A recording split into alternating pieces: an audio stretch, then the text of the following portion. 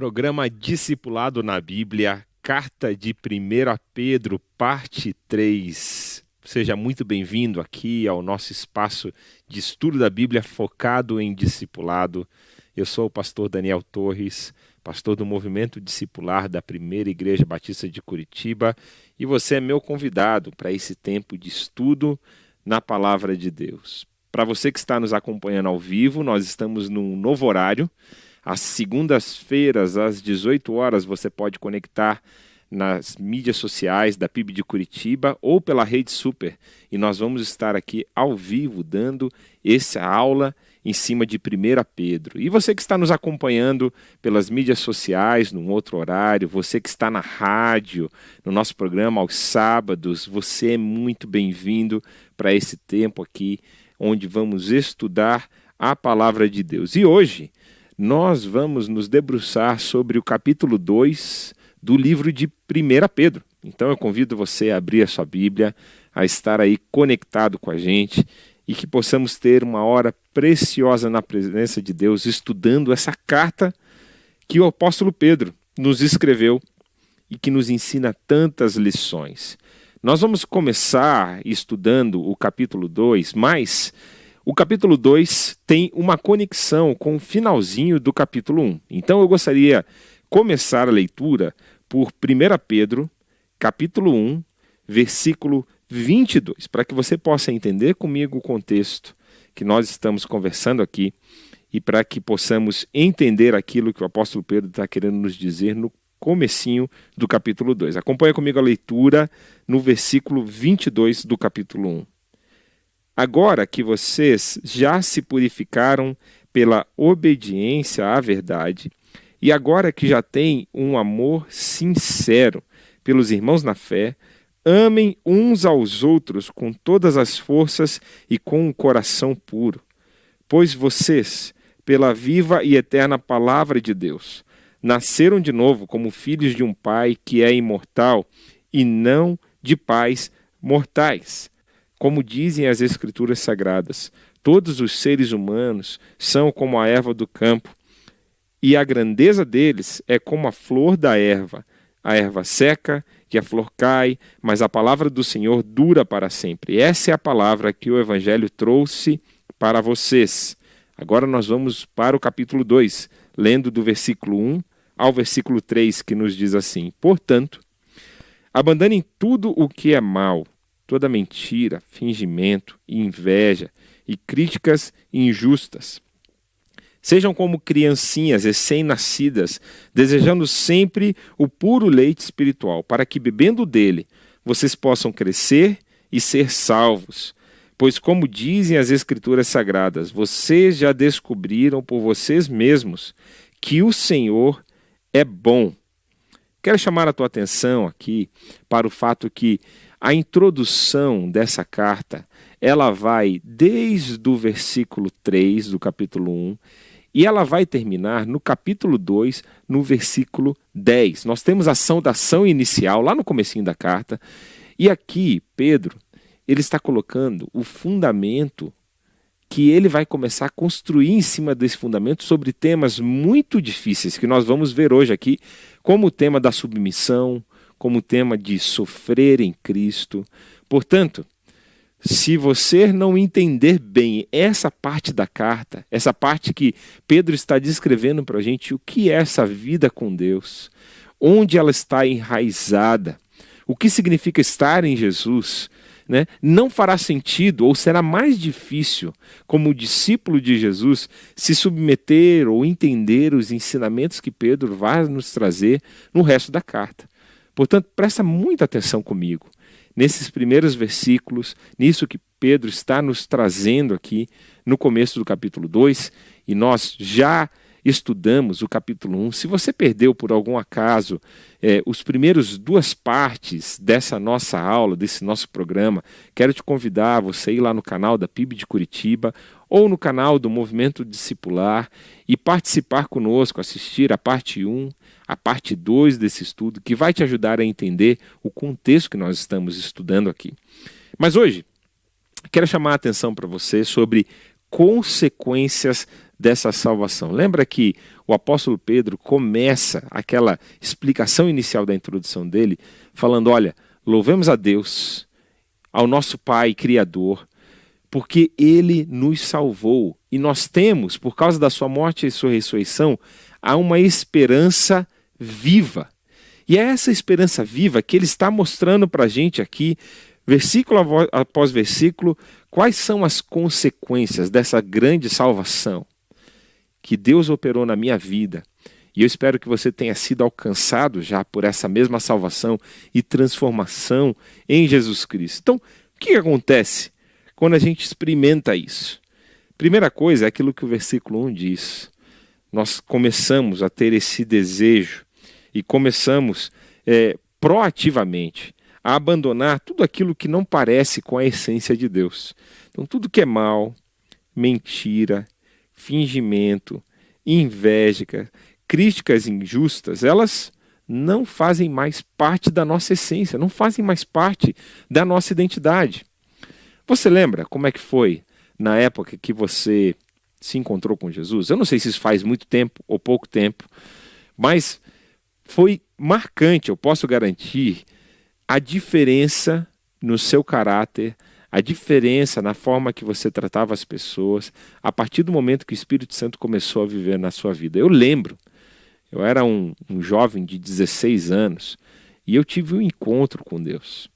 E eu lembro que os meus valores, os meus princípios, as coisas que eu queria fazer, as coisas que eu fazia tão naturalmente antes, elas não saíam com naturalidade e, na verdade, começavam a me incomodar. Então, coisas que eram normais, como passar cola, como mentir para alguém, como me desfazer de um problema, tentando enganar alguém, eu já não conseguia fazer aquilo com naturalidade. E aquilo me acomodava a tal ponto que eu não queria fazê-las mais. Não era natural mais para mim. E é essa uma das ações, uma das coisas que acontece quando experimentamos a conversão, gente. Quando experimentamos esse amor transformador de Jesus. Aquelas coisas que eram naturais, que eram da natureza carnal, como a Bíblia gosta de se referir, né, a essas ações, elas já não fazem mais parte da nossa identidade. E elas começam a nos incomodar. Então, a ação que devemos ter com elas é abandoná-las, nos livrar delas, ou matar, né, essa natureza pecaminosa, como Paulo diz em algumas das suas cartas. E olha só, outra coisa começa a substituir os desejos pelas coisas erradas. Nós continuamos fazendo coisas erradas, continuamos com inclinações para coisas erradas, continuamos com desejos que não são da vontade de Deus, por isso que tem que ser uma busca contínua por abandonar o que não pertence a Deus e buscar aquilo que vem de Deus, né? Não quero dar a impressão de que viramos anjos do dia para a noite quando seguimos a Jesus, mas algo muda dentro da gente, a disposição muda, mesmo que continuamos sendo tentados. E olha só o que começa a acontecer, e aqui aparece no versículo 2. Sejam como criancinhas recém-nascidas, desejando sempre o puro leite espiritual, para que bebendo dele, vocês possam crescer e ser salvos. Bom, interessante aqui, porque em algumas cartas, principalmente o apóstolo Paulo, ele vai usar essa imagem do leite como um alimento dado a pessoas novas na fé. Não como um alimento para pessoas já maduras na fé. Então ele vai fazendo usando essa mesma ilustração, mas num outro sentido. Paulo está falando, olha, vocês estão ainda no leitinho espiritual, enquanto vocês deveriam estar comendo coisas sólidas. Mas Pedro, ele está se apropriando dessa mesma ilustração, mas aqui é diferente o que ele está dizendo.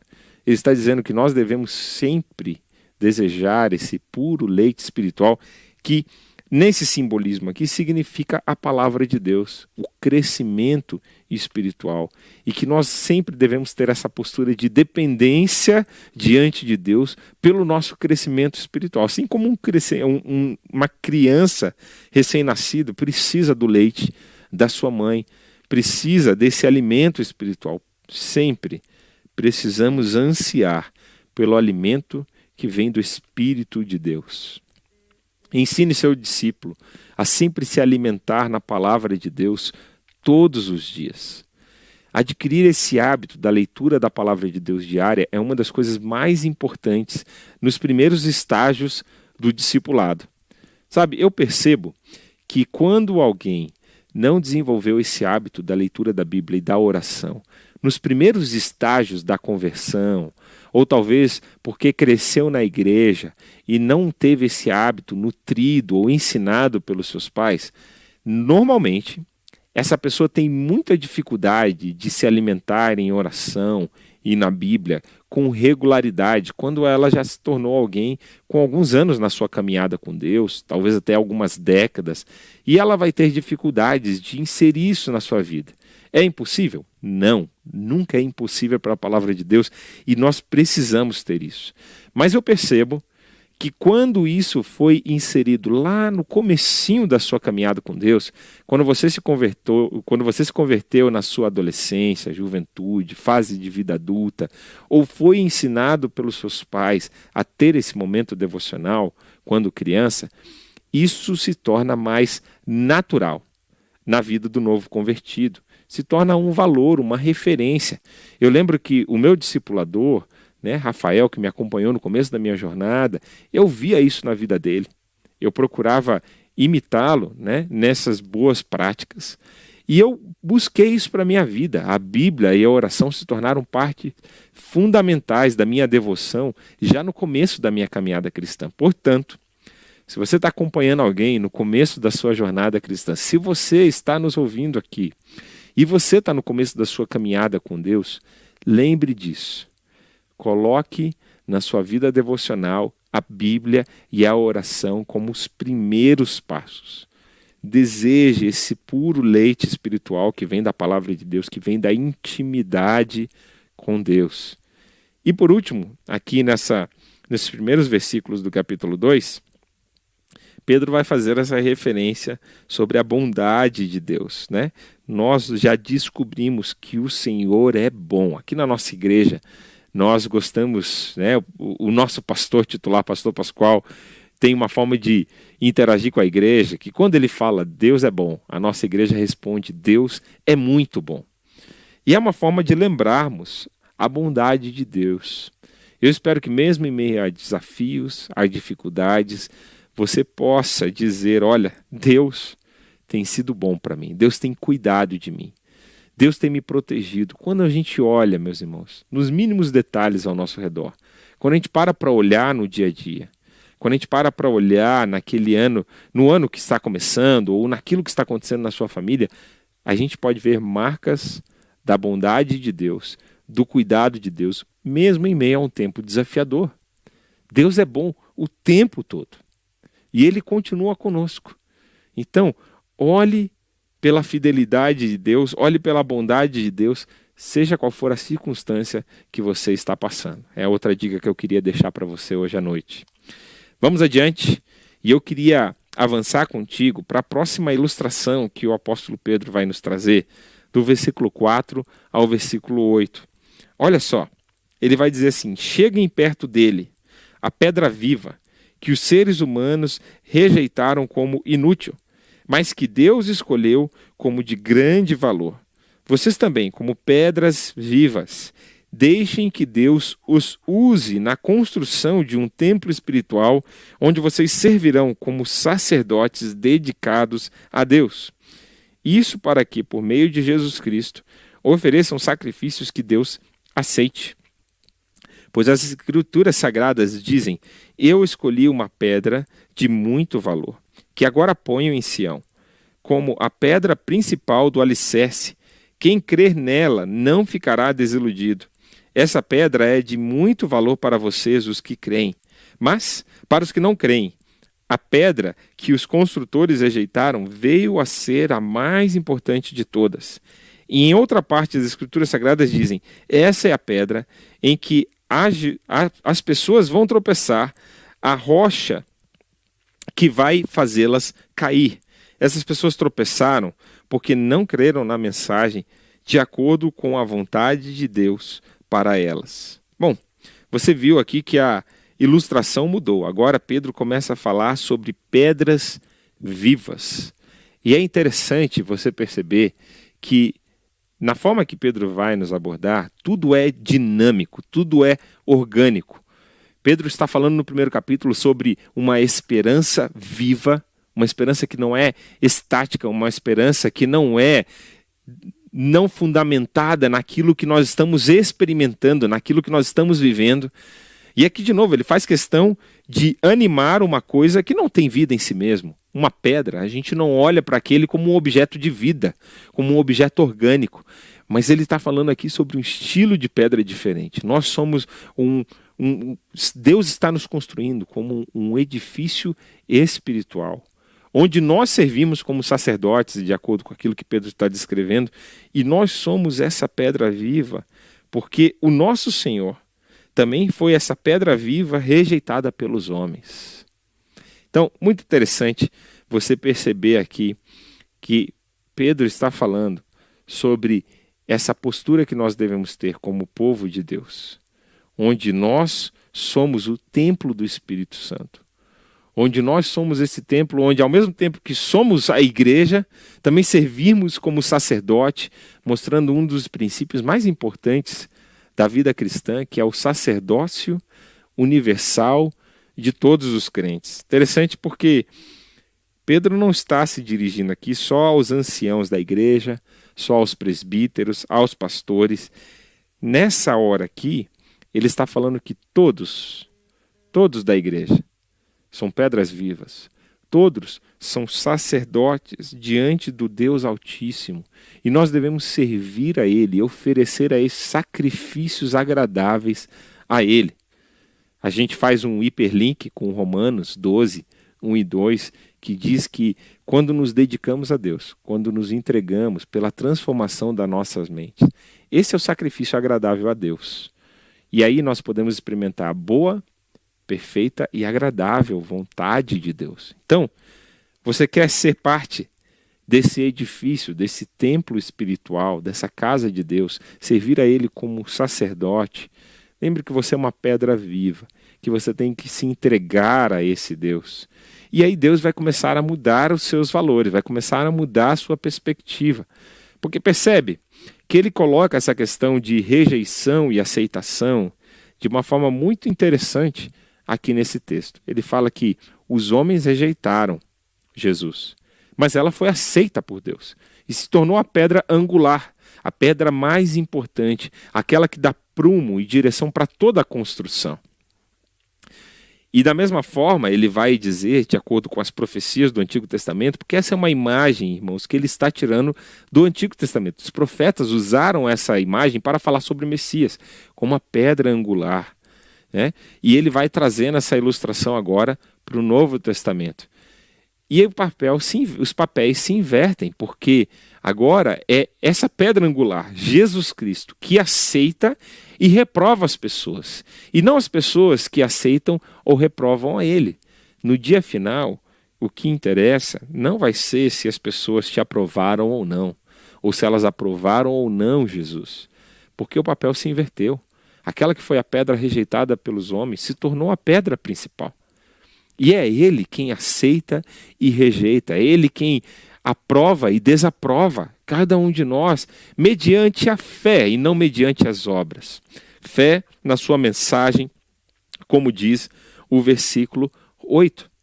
Então eu espero que você seja uma pedra viva, sacerdote diante de Deus, e que você possa buscar a aprovação e aceitação no lugar certo, em Deus e não nos homens, para que no dia final você possa se apresentar diante de Deus pela sua fé em Jesus Cristo. E olha, nós chegamos talvez nos meus dois versículos favoritos da carta. Tem muitas passagens lindas aqui, vamos chegar em capítulo 5, que também é uma passagem muito preciosa para mim, mas 1 Pedro 2, 9 a 10, nós usamos tanto quando nós vamos ter essa dimensão da nossa identidade em Jesus. São versículos tão preciosos.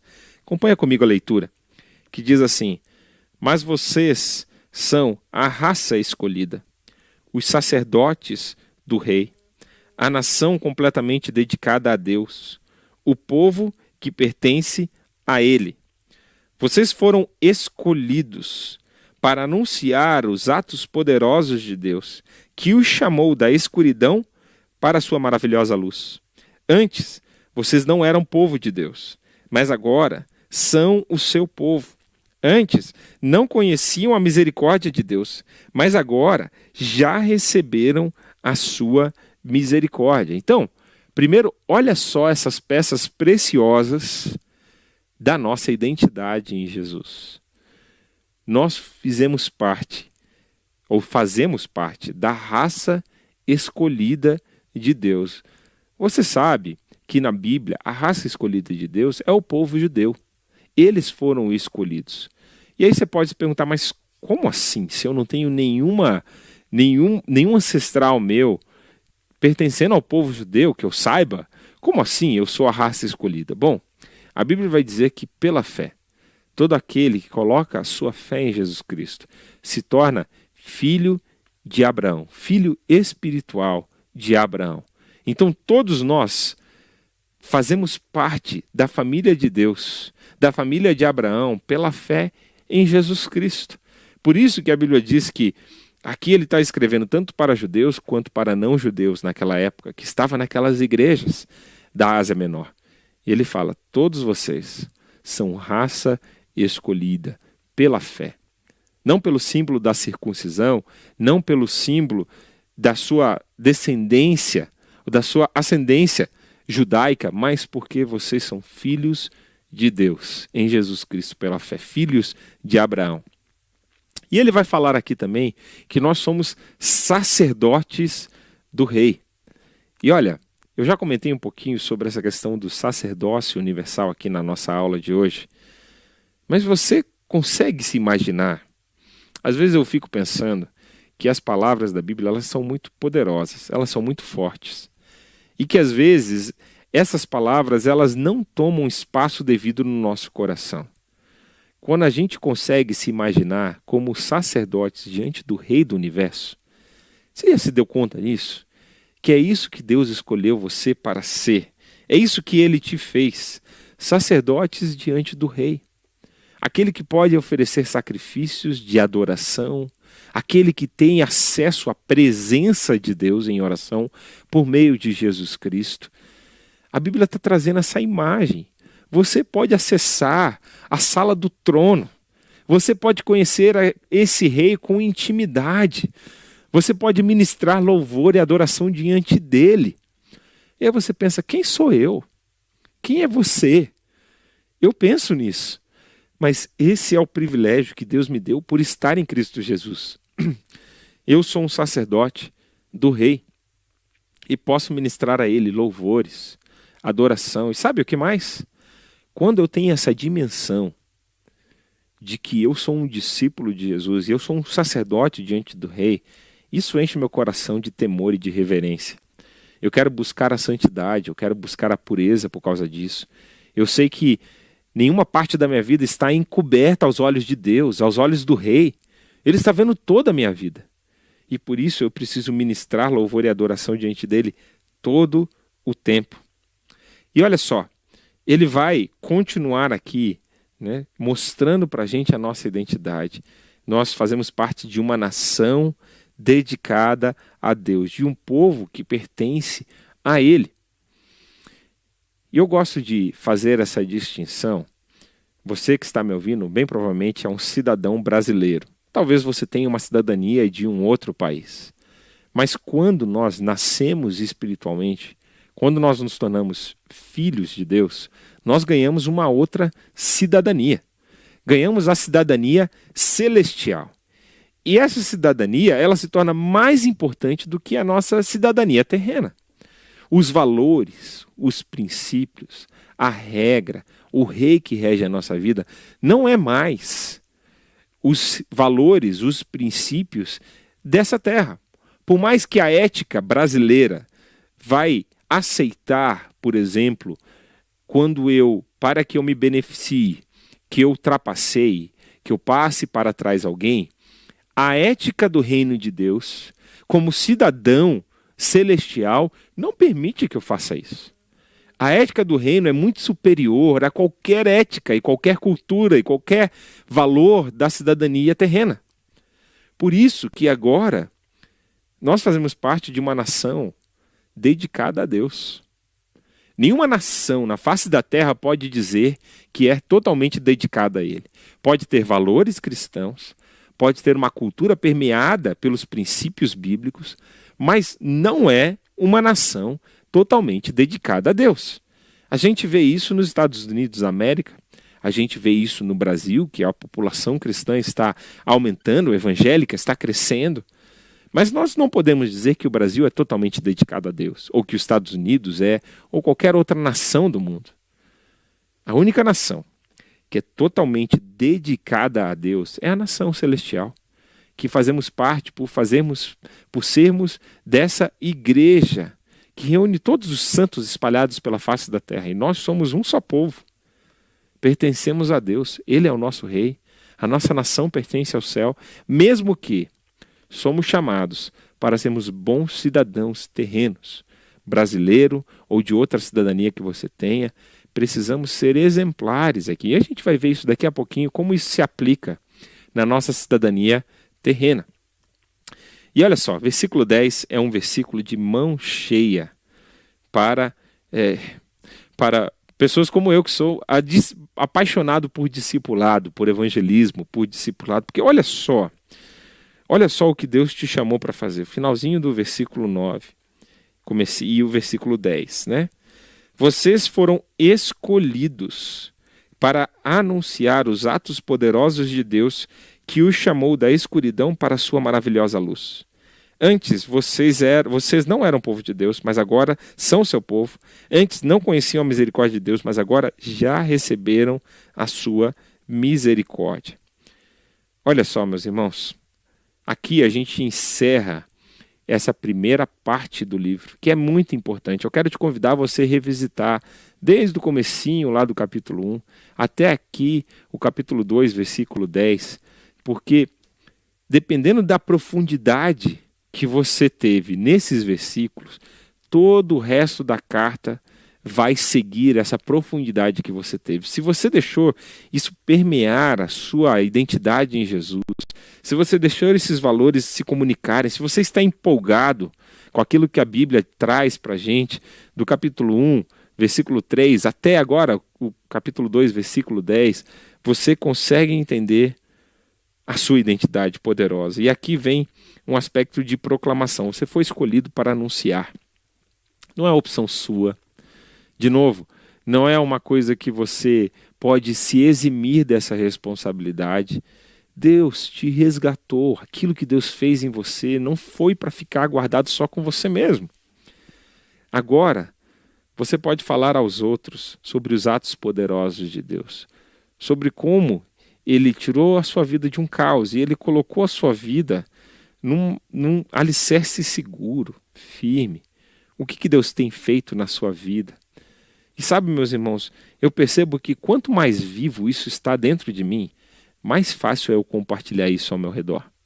Se eu não estou pensando nisso no meu dia a dia, se eu não estou deixando essa alegria, essa esperança estar viva, eu agindo como uma pedra viva, eu pronto para anunciar a verdade de Deus, isso vai ficando embotado dentro de mim.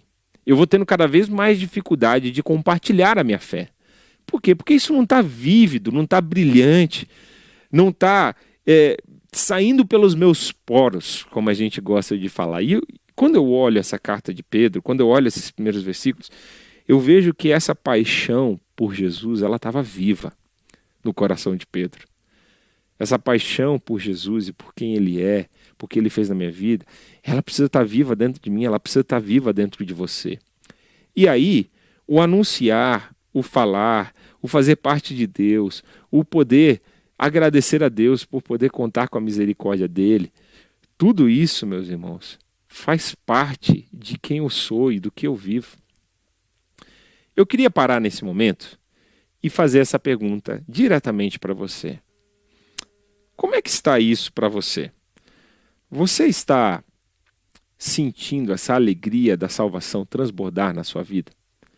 Você pode descrever a sua esperança em Jesus como uma esperança viva, transformadora, uma esperança radiante? Você consegue associar a esperança em Jesus com esses adjetivos? Que tal da sua experiência de salvação, do seu testemunho, da forma que você tem caminhado com Jesus hoje? Você consegue adicionar a essa caminhada esses adjetivos? Viva, transformadora, radiante, radical. Caso você não consiga ver isso combinando com a forma que você tem vivido do cristianismo, eu quero te convidar a você mergulhar mais fundo no seu relacionamento com Deus. Eu quero te convidar a você voltar a crescer na sua fé, a você deixar a palavra de Deus brilhar os seus olhos, encher o seu coração de alegria, porque, meus irmãos, é precioso demais o que Deus fez por mim e por você. A gente precisa, todos os dias, relembrar o preço que Ele pagou e a gratidão que é caminhar com Jesus. Faça isso hoje. E olha só, um resumo aqui para você do que nós vimos até agora, desde quando começamos a ver essas peças da nossa identidade que está no capítulo 1 e no capítulo 2, se encerrando aqui no versículo 10. Olha, Deus nos chamou como filhos, somos filhos de um mesmo Pai. A gente viu isso lá no versículo 22 do capítulo 1. Nós somos pedras do mesmo edifício e somos sacerdotes do mesmo reino. Nós vimos isso no capítulo 2, do versículo 4 ao versículo 8. E agora, a gente está vendo no versículo 9 e 10 que nós somos cidadãos da mesma nação. Aquilo que nos une é muito maior do que alguns pontos de divergência que podemos ter entre cristãos. Portanto, a Bíblia ela sempre vai enfatizar essa questão da unidade. Precisamos andar como um só em Jesus. Tenha unidade com seu irmão na fé, principalmente na sua igreja local. Por mais que você discorde talvez de um ponto, de uma forma de abordar um assunto, de uma decisão, não deixe que isso atrapalhe a sua unidade, porque você tem tantos pontos em comum. Filhos do mesmo Pai, pedras do mesmo edifício, sacerdotes do mesmo reino, cidadãos da mesma nação. E essa unidade, ela glorifica a Deus, ela honra a Deus toda vez que vivemos em união com o povo de Deus. Bom, está na hora de seguirmos adiante e está na hora de irmos para a seguinte e grande subseção dessa carta de 1 Pedro. Você vai acompanhar comigo, tanto nesse programa quanto no próximo, essa grande subseção, que começa no versículo 11 do capítulo 2, e ela vai até o capítulo 3, no versículo 12, onde Pedro começa a falar para a gente sobre submissão na vida de um cristão. E bom, você sabe que submissão não é um assunto popular dos nossos dias. Na verdade, é um assunto super mal interpretado na nossa cultura, dos nossos valores. E Pedro vai puxar aqui esse assunto e vai falar, olha, um cristão precisa saber se submeter nos vários níveis, em várias posições de sociedade, vários papéis que um cristão tem na sua vida. Seja como cidadão na sua nação, seja como trabalhador, seja como cônjuge, seja como membro da igreja. Então ele vai trazer aqui a questão da cidadania, do versículo 11 ao versículo 17 do capítulo 2. Ele vai trazer você como profissional, como trabalhador, como servo, escravo. Naquela época ele estava se referindo a essa classe de trabalho, do versículo 18 ao versículo 25 do capítulo 2. Você como cônjuge precisa aprender o valor da submissão. Isso vai estar descrito lá no capítulo 3, do versículo 1 ao 7. E aí depois ele vai trazer dicas práticas para a igreja, de como é que a gente pode viver essa submissão mútua no Espírito de Deus, do versículo 8 ao versículo 12.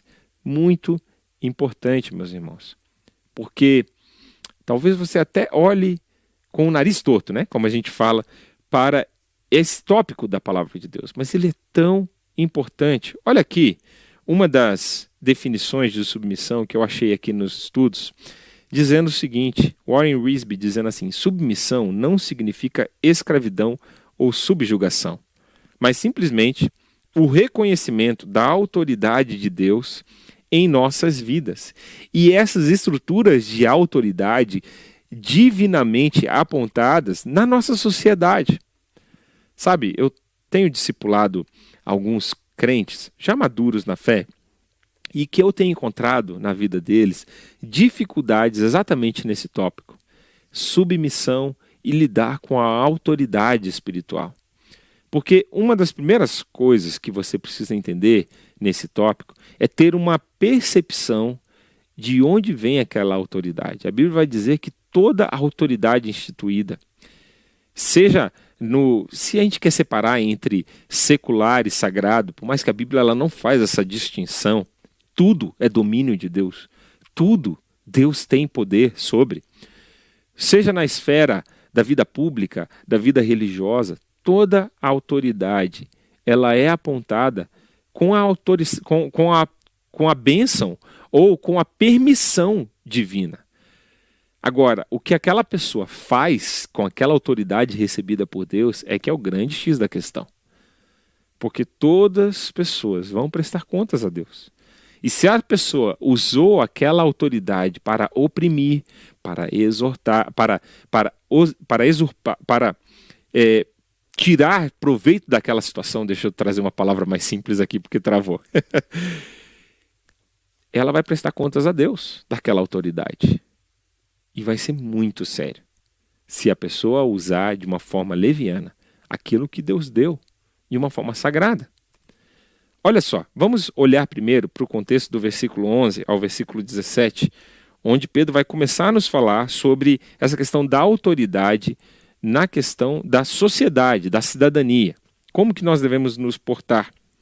Ele vai dizer assim: queridos amigos, lembrem que vocês são estrangeiros de passagem por este mundo. Peço, portanto, que evitem as paixões carnais que estão sempre em guerra contra a alma. A conduta de vocês entre os pagãos deve ser boa, para que quando eles os acusarem de criminosos, tenham de reconhecer que vocês praticam boas ações, e assim louvem a Deus no dia da sua vinda. Por causa do Senhor, sejam obedientes a toda a autoridade humana, ao imperador, que é a mais alta autoridade, e aos governadores, que são escolhidos por ele para castigar os criminosos e elogiar os que fazem o bem, pois Deus quer que vocês façam o bem, para que os ignorantes e tolos não tenham nada que dizer contra vocês. Vivam como pessoas livres. Não usem a liberdade para encobrir o mal, mas vivam como escravos de Deus.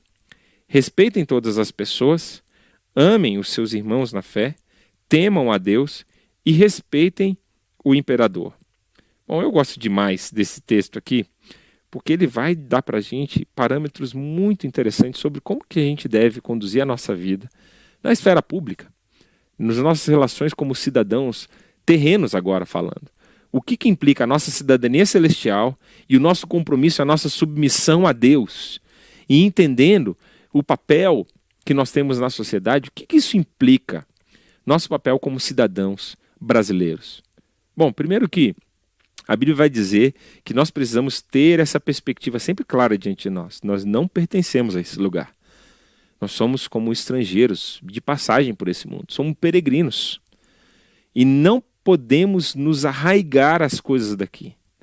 Nem aos luxos, nem aos privilégios, nem às tentações, às paixões, como Pedro vai dizer aqui. Considere-se como peregrino de passagem por essa terra. E assim você vai entender e colocar o real valor nas coisas desse mundo. Outra coisa, ele vai nos chamar a sermos exemplos de conduta. Então, é interessante você perceber que talvez você encontre um cristão ou uma pessoa falando assim, mas como é que eu vou me submeter a uma autoridade que eu não acredito, que eu não concordo? O nosso país está passando por um momento político muito delicado nos últimos anos, onde você vê uma polarização política muito forte. E talvez o nosso país não esteve tão dividido assim, já há muito tempo que o nosso país não está tão dividido quanto está hoje na questão política. O fato é que a Bíblia vai nos trazer que independe de quem esteja na liderança, quem esteja na autoridade, qual é o partido que está. A Bíblia vai dizer que nós devemos ter respeito e precisamos nos submeter. E precisamos, com sabedoria, agirmos como cidadãos exemplares, independente do que está acontecendo ao nosso redor. E a nossa postura deve ser uma postura de submissão. Isso não quer dizer que nós devemos ficar calado e que não devemos falar de nada que está errado. Não é isso que a Bíblia está apontando aqui. Mas a Bíblia diz que nós precisamos reconhecer que Deus deu autoridade divina aos nossos líderes. Eles vão prestar contas a Deus. E que nós, como cidadãos, também vamos prestar contas a Deus. E precisamos fazer o nosso melhor com a nossa cidadania, com a nossa autoridade. Portanto, o fato de os seus líderes não estarem sendo exemplo, não estarem dando exemplo, não estarem liderando a nação talvez do jeito que você gostaria, isso não te dá direito a você denegrir de uma forma que não seja justa, né? Isso não te dá direito a você lutar contra, né? A não ser naquilo que claramente se opõe à palavra de Deus, mas nós precisamos orar. A Bíblia diz que nós precisamos, olha aqui o versículo 17, quando diz que nós devemos respeitar todas as pessoas, amar os nossos irmãos na fé, temer somente a Deus e respeitar o imperador. Você pode trocar o nome aqui para presidente, prefeito, governador. Interessante, porque aqui ele dá os relacionamentos ajustados de acordo com aquilo que a palavra de Deus nos diz, né? Devemos respeitar todas as pessoas. Amor àqueles que são caros para nós, aos nossos irmãos na fé, à nossa família espiritual. Temor somente a Deus. E respeito, sim, a todas as autoridades. Meus irmãos, se nós estamos falando aqui talvez de um líder que nós não concordamos ou não concordamos com as posturas, lembra que Pedro está falando aqui do imperador romano. Provavelmente nessa época já o imperador Nero. Nero, 2 anos depois dessa carta aqui, matou o próprio apóstolo Pedro numa perseguição. E Pedro continua a falar: respeite as autoridades. Não se rebele, mas procure viver a sua vida de uma forma exemplar. É interessantíssimo. Ele não está falando aqui de um aspecto teórico, algo que ele não está vivendo na pele. Ele está procurando fazer o melhor como cidadão ali daquele império, dominado pelo Império Romano, como um cidadão judeu, mas dominado pelo Império Romano e fazendo o melhor nessa estrutura, naquilo que ele podia fazer. Lembrando sempre que ele era cidadão celestial. Aqui ficam dicas preciosas sobre essa questão de submissão no contexto da nossa cidadania, da nossa sociedade.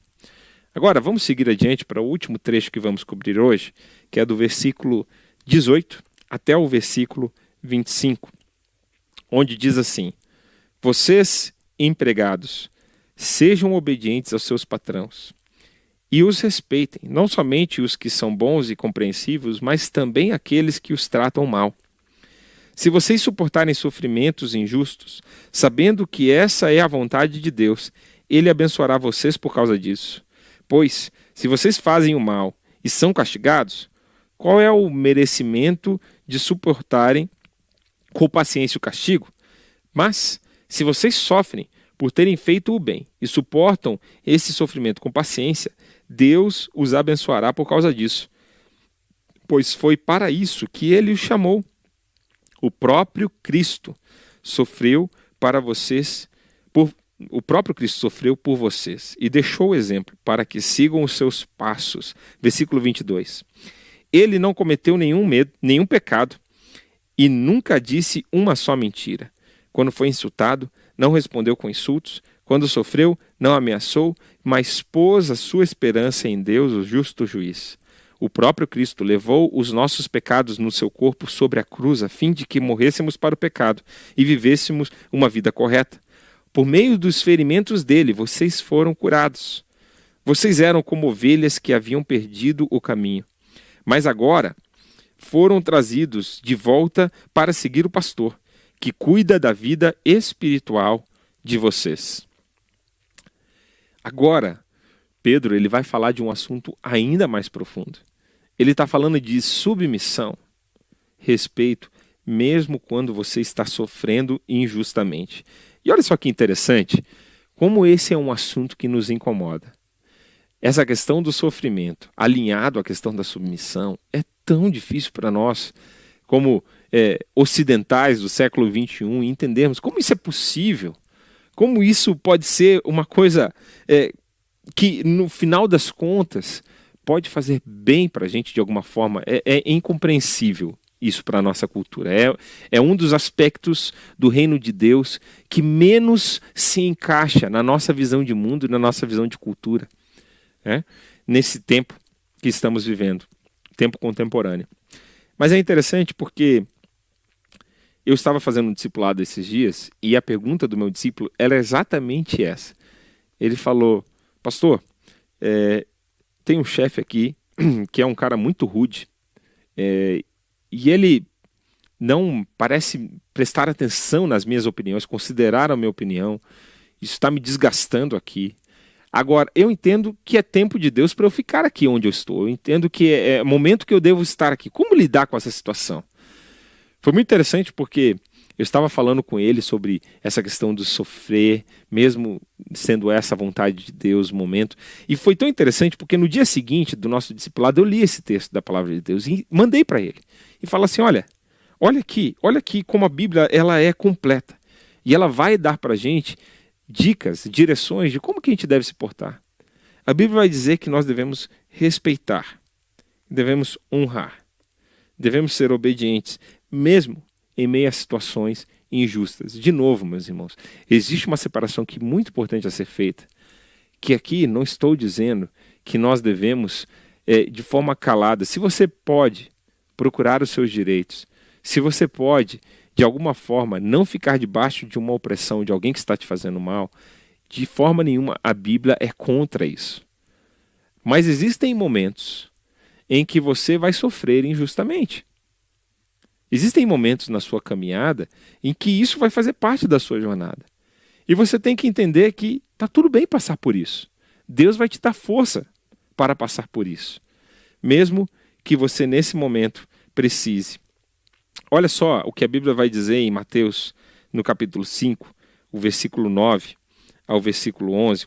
Como Jesus ele olha essa questão do sofrimento, essa questão da perseguição, né? Principalmente nesse contexto aqui, de uma forma diferente com o que a gente vê.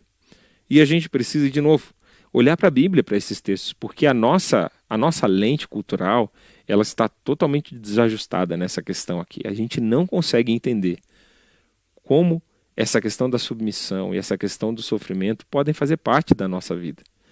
Agora, isso não é um tabu para a Bíblia. Você vê que isso não é um tabu para a palavra de Deus. Olha só o que diz aqui do versículo 9 ao versículo 11 de Mateus capítulo 5. A Bíblia vai dizer assim, ó, felizes as pessoas que trabalham pela paz, pois Deus as tratará como seus filhos. Felizes as pessoas que sofrem perseguições por fazerem a vontade de Deus, pois o reino dos céus é dela. Felizes são vocês quando os insultam, perseguem e dizem todo tipo de calúnia contra vocês por serem meus seguidores. Fiquem alegres e felizes, pois uma grande recompensa está guardada no céu para vocês, porque foi assim mesmo que perseguiram os profetas que viveram antes de vocês. E por último, Pedro, ele faz referência ali a duas imagens de Jesus muito fortes, como exemplo para nós, nesses momentos em que estamos nos sentindo sofrendo injustamente por alguma situação, por algum relacionamento, por algum erro de outra pessoa ou por nossos próprios erros. Primeiro que Pedro vai falar, se você está sofrendo pelos seus próprios erros, isso é simplesmente consequência dos seus pecados. Mas aprenda também que talvez na sua jornada você precisará sofrer por consequências de erro de outras pessoas. E que Deus vai te dar força por isso. Deus vai te dar força para a caminhada. Porque o próprio Cristo sofreu injustamente por mim e por você. Pense em Jesus. Ele levou sobre si, na cruz do Calvário, o meu pecado. Não era o pecado dele, o seu pecado. E nós temos um Messias, o Salvador, que fez isso. Morreu pelos nossos pecados para que possamos viver uma vida correta. E aí ele traz uma referência do Antigo Testamento, dizendo que pelas suas feridas, pelas feridas de Jesus, nós encontramos cura. Isso é verdade na sua vida.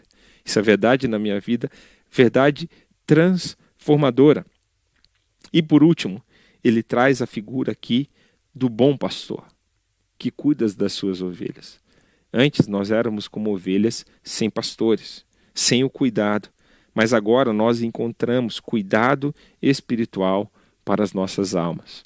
E eu quero concluir essa aula com essa ilustração que eu ouvi uma vez numa mensagem do pastor Pascoal, e eu nunca vou esquecer dessa ilustração. O pastor estava pregando naquele texto onde Jesus envia os seus discípulos para pregarem o evangelho, e ali ele alerta eles, falando: olha, estou enviando vocês como ovelhas para o meio de lobos. Sejam simples como as pombas, astutos como a serpente. E ali, quando Jesus está dando aquela instrução, está falando: olha, não levem provisões, não fiquem preocupados com a segurança de vocês, não fiquem preocupados onde vocês vão ser alojados. Deus irá providenciar todas as coisas. Agora, quando o pastor Pascoal estava falando sobre essa essência de que nós devemos, Deus nos envia como ovelhas para meios de lobos. E isso é verdade muitas vezes no seu contexto de trabalho, na sua faculdade, na sua casa, muitas vezes, onde as pessoas com as quais convivemos, elas não têm os mesmos valores, a mesma ética que nós temos. E aí parece que nós começamos em desvantagem. Se o seu colega de trabalho pode mentir no relatório para conseguir um bônus, para conseguir alguma vantagem frente ao chefe, mas você, pelos seus valores, não faz, pode parecer, no primeiro momento, em que você sai em desvantagem. Como é que você vai competir com um mercado desonesto? Onde a pessoa que está competindo com você pelo mercado só nega a nota fiscal enquanto você tenta fazer tudo certinho. Você já sai em desvantagem com aquelas porcentagens que você tem que dedicar para os tributos e tudo mais. Mas eu nunca vou esquecer quando o pastor Pascoal disse o seguinte: olha, quando nós decidimos lutar contra os lobos com a mesma essência de um lobo, né, nos colocando na postura como lobos também, a gente está jogando o jogo deles. E a gente não vai ouvir nenhuma voz do bom pastor, porque nós estamos agindo como lobos. Mas, quando nós decidimos assumir a nossa postura como ovelhas, e quando nós vamos para a nossa missão como ovelhas em meio a lobos, sabe o que acontece quando a ovelha está em perigo? E quando ela é pastoreada por um bom pastor como aquele que cuida das nossas almas? O bom pastor vem ao socorro das suas ovelhas. E é o bom pastor que lida com os lobos. Portanto, se você está sofrendo por situações injustas, eu quero te convidar a você refletir sobre esse texto da palavra de Deus, para que ele te dê luz, para que Deus te proteja, para que você possa encontrar sabedoria para as situações que você está vivendo e que você possa permanecer nessa essência como ovelha do bom pastor, que cuida de você, que nunca te desamparará e que sabe exatamente aquilo que você está vivendo. Eu quero orar nesse momento por mim, por você, para que esses valores da palavra de Deus se apliquem ao nosso coração. Eu te avisei que a primeira parte da carta, ela vai dizer para a gente, vai dar o fundamento para esses ensinamentos duros e difíceis que nós estamos recebendo sobre submissão, sobre autoridade, sobre sofrimento. E Pedro vai continuar nos ensinando sobre isso. Fica conectado conosco. Nosso próximo programa nós vamos estudar o capítulo 3 e eu te convido para estar comigo aqui no nosso tempo de estudo da Palavra de Deus, discipulado na Bíblia. Ore junto comigo nesse momento e vamos colocar as nossas vidas diante de Deus. Meu Deus, peço para que o Senhor nos dê da sua graça, Pai. Que a cada dia possamos desejar o puro leite espiritual para as nossas almas. Ajuda a gente, Deus, a andar como os peregrinos nessa terra, abandonando o que é mal, desejando aquilo que é bom. Senhor, que possamos ser como pedras vivas nesse templo espiritual, sacerdotes diante do Rei, nação santa, povo escolhido do Senhor, anunciando a sua grandeza por onde quer que passarmos, Deus. Senhor, ajuda-nos a sermos bons cidadãos, ajuda-nos a sermos bons profissionais. sabendo, Deus, nos submeter às autoridades que o Senhor colocou sobre a nossa vida, mesmo que elas sejam desonestas e injustas, ó Deus. Ajuda-nos, ó Deus, a termos sabedoria na forma que nos submetemos, respeitamos